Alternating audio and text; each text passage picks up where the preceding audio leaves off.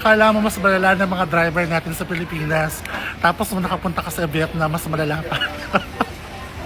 Totoo yan. Yan yung video niya, yan yung comment niya doon sa video ko na sumakay ako sa grab bike.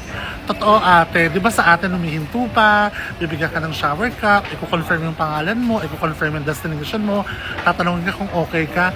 Pero dito hindi. Nakasakay ka at hindi aalis siya.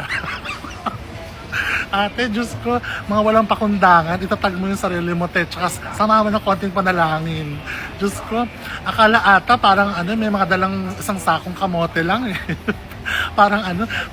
parang patatas na binababa sa benggit. Wala sa nang pakialam sis kung nakasakay ka na, kung nakasuot ba yung helmet mo, te. Te, yung helmet ko parang hairpin, parang hairband. Supil ata, yun eh.